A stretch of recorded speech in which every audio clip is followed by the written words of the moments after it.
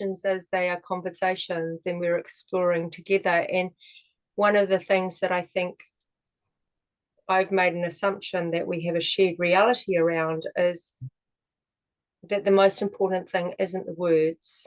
The words are useful, and the words we choose to use.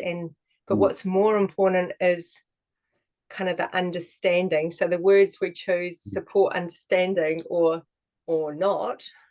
But the whole time we're in a translation process, whether we speak English as a first language together or not, we're still translating the meanings, right?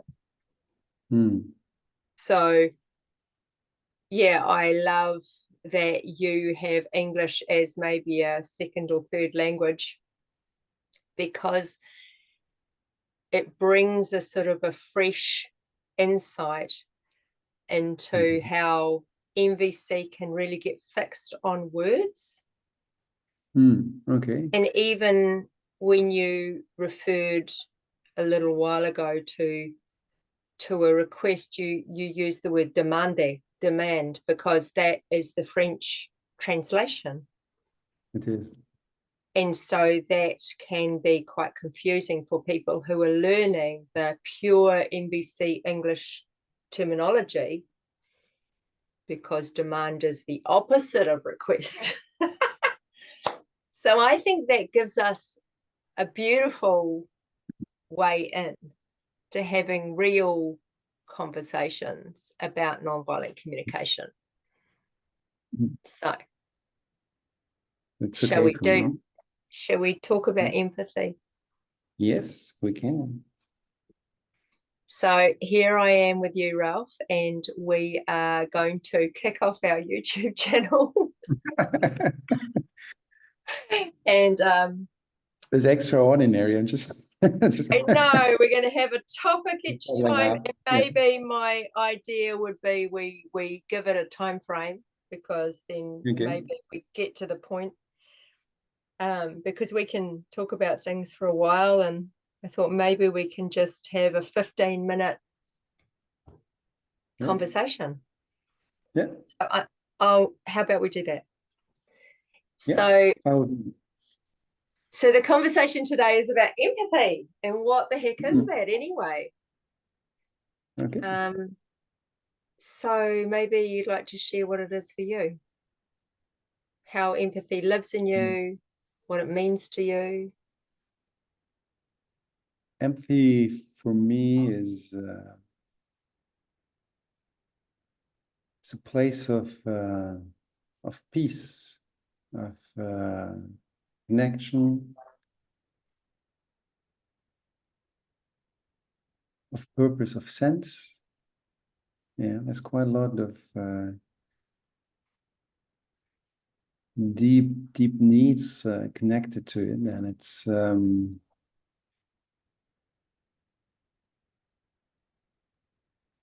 moment out of time. It's a moment out of time, and a moment that I deeply enjoy, no matter if I'm giving empathy or if I receive empathy from somebody. It's a moment out of time, and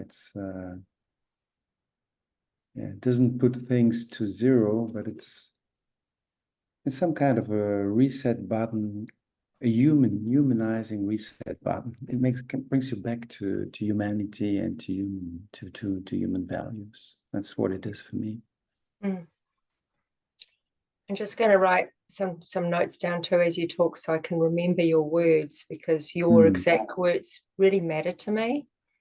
I prefer to stay with your language when you share. Okay. So a question popped up for me, if you're okay me interviewing or talking with you for a little while longer, and then we can switch maybe. What is for you, what's the difference between giving empathy and receiving empathy?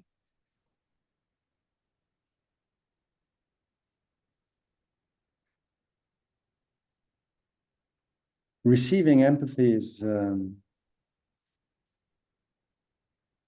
is more like a relief, makes you lighter, lifts me up, and there's a lot of clarity within it. Something that's blur suddenly gets clearer, and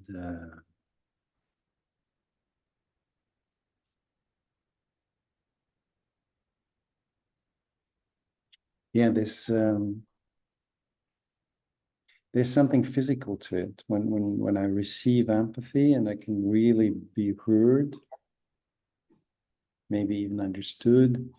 It's yeah, there's something physical operating in me. It's just like yeah, there's a lot of tensions falling off, and I feel it's liberation as well. Yeah. Something So that's holding me down is taken off. so like the physical response is like a relief when you start relief, and then something's falling off, a liberation. Yeah. It's physical. It's really physical, and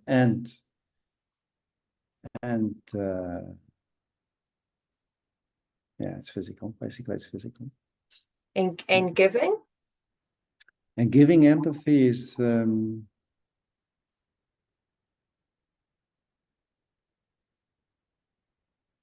connection and flow of energy. Something I don't feel like that when I'm receiving empathy, but when I'm giving empathy, I can feel the energy going through, and the connection, and it's while I'm listening empathically,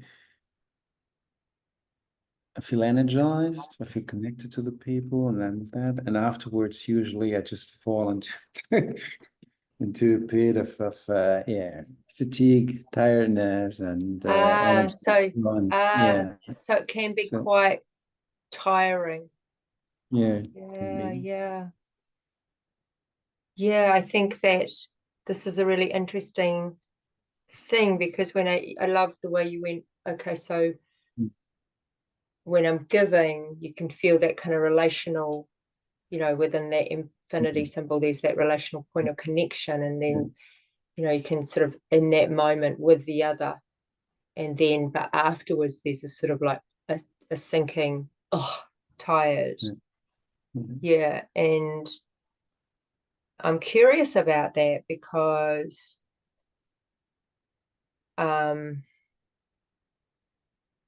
that relief you experience when you're being received.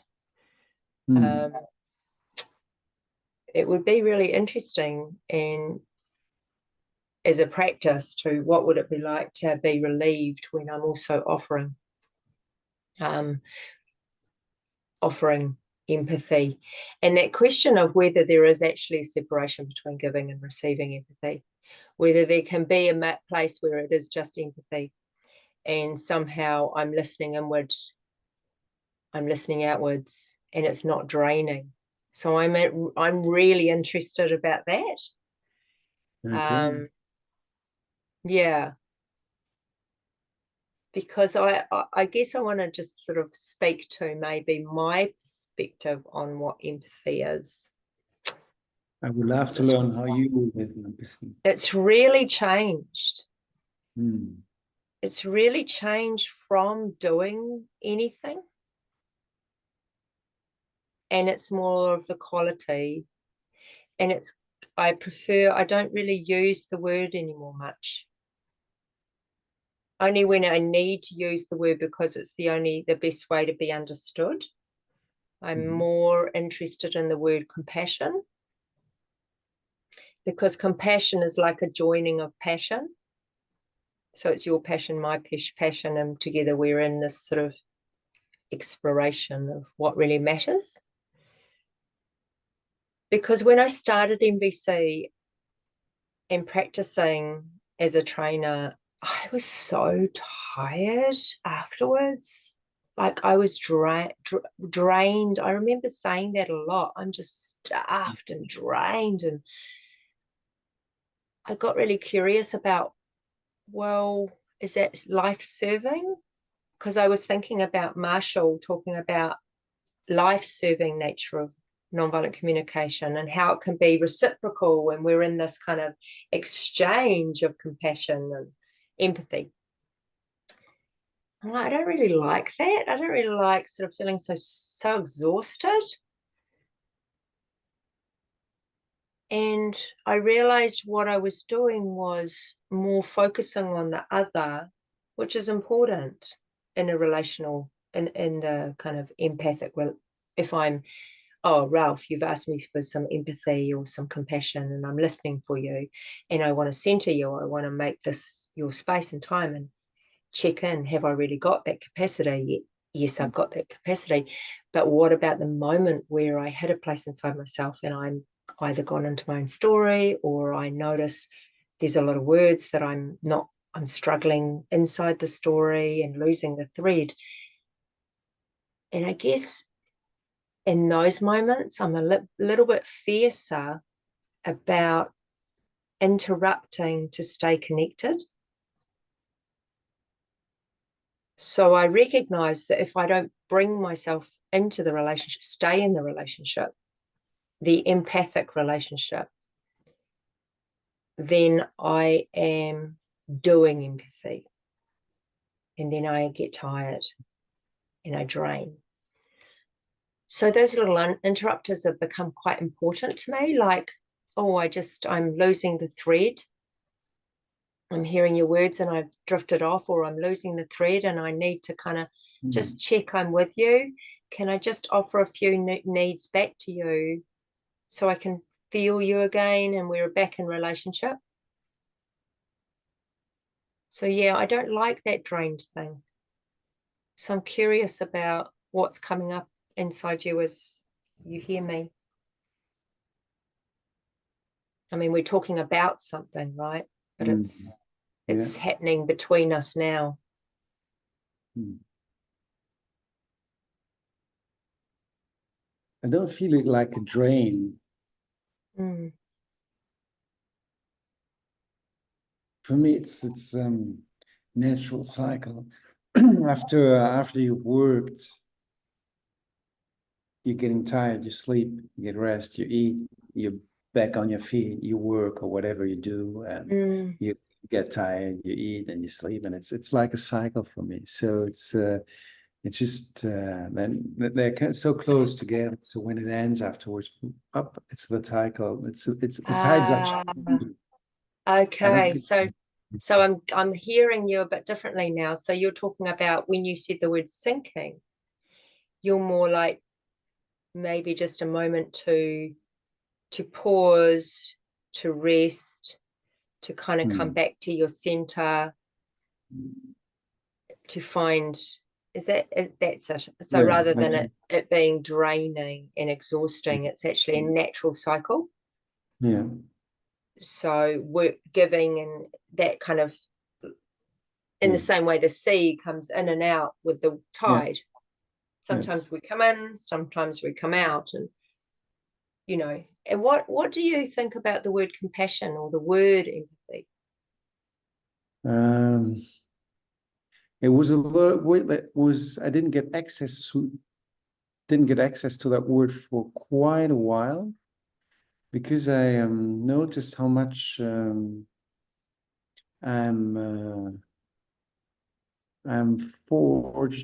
born by a Catholic interpretation of that word and the Latin roots of it, and compassion for me is to suffer with, and I'm not keen to suffer with. So there was an abstract, due to my understanding, the way I labeled the word, or what the word mean to me. And each time, from time to time, I looked it up in a dictionary, or let Google look it up for me. And I came quite often to definitions that were very close to sympathy.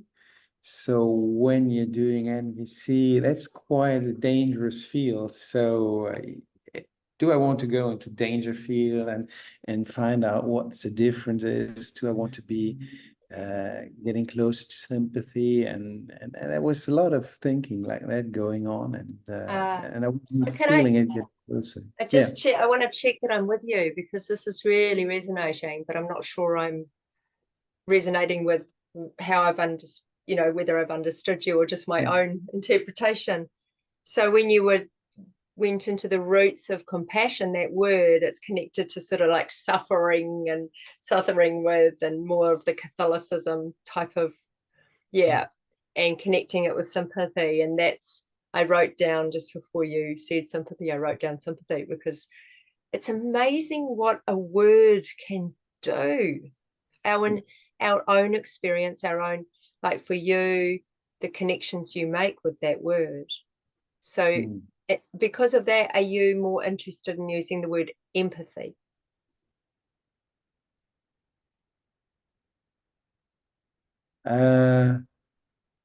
Maybe that was a case a few weeks ago. Empathy makes sense for me. It makes a lot of sense for me when I take it out in a non-NVC environment, like it's professional trainings about management and the way you understand yourself as a manager, the relation you want to have with the people you're working with. And so empathy makes a lot of sense, because in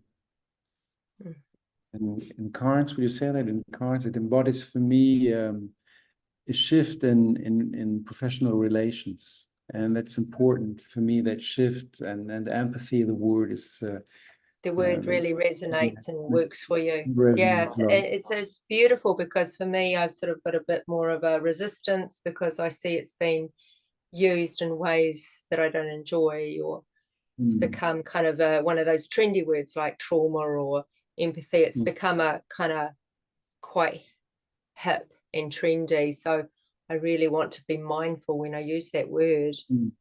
So but I really think it's important, even this conversation now, is like, if I say compassion and you're not resonating with it, it's important for me to choose words mindfully to connect, and if I don't know how they land in you, then I'm making assumptions. I'm not honoring your local knowledge, your understanding of language.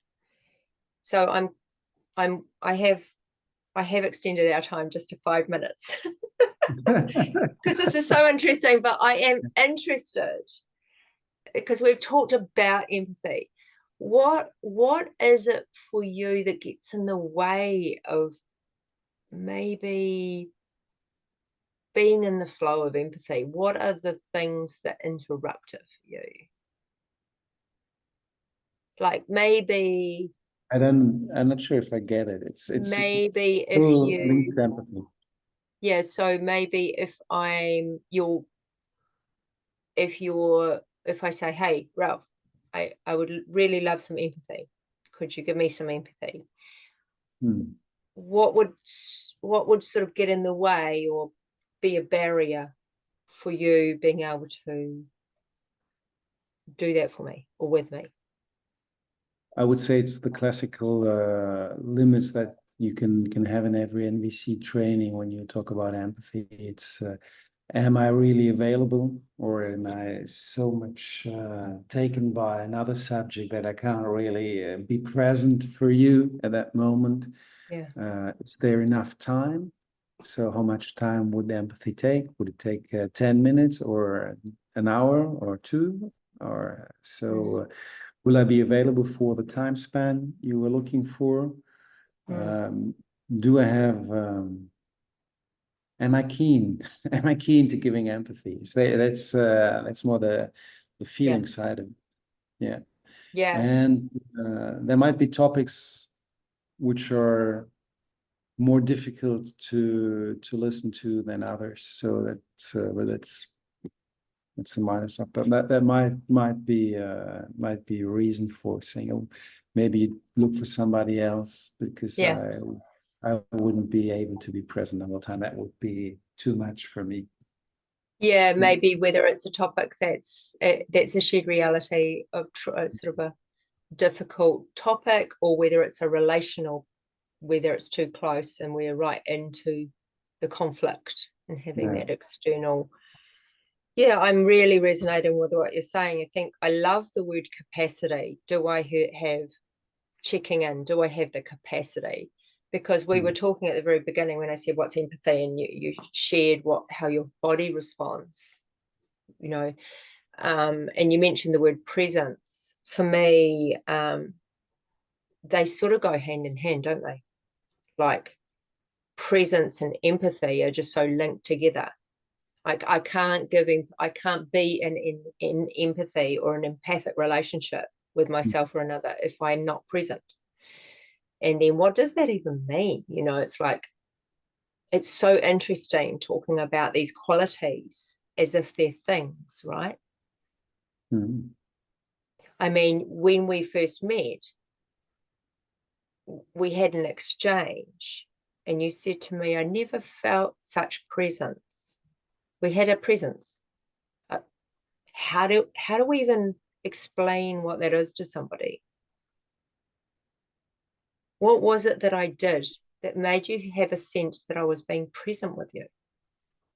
You were in my brain and my body at the same time, and I just realized it when you said something, am I with you? And I realized when I checked myself, when I scanned myself, that you were all over the place because there was so much energy. Mm. And I had the feeling that whatever I was feeling or whatever I would be thinking, you would notice it before I speak it out. So, and that was basically it. And I had, and there was something for me the same. So the moment you phrased it, am I with you? It became so conscious. I something on before, but I didn't really. I was not able to put words on it. But when you said it, well, that was all there, and it was just a flow of energy, a very intense flow of energy. That's Yeah. yeah. And so that sort of, am I with you? But it was even happening that made what I'm hearing you say is that question, that inquiry, which I love. Am I with you? Have I got you? Yeah. Because it's so respectful, that question. It's like, I really want to know. I don't want to put my words on yours. I don't want to assume. I want to know, am I with you? And in that question, it sounds like that made it clear that I was already really with you. You had an experience. And it's interesting because as you're talking, the words listening are coming up and intuition. So those words are bubbling up as well. So how they're interlinked with, so presence and empathy and listening and intuition are all sort of work together, but they're also different, aren't they? Yeah. Yeah. They are different. It's something it's very difficult to describe because it's not something physical you can compare to other things, and it's just spiritual, and it's there or it's not. It's, you can feel it or not. And it is, It's not like that I there think is. I was saying, it's so interesting. I've loved talking about empathy with you and just exploring it. And I am going to keep this little recording, but for now I'm going to close it up. Yeah. And so thank you for this little chat, Ralph, and we'll have another one soon. And Okay. I'm going to shut this off.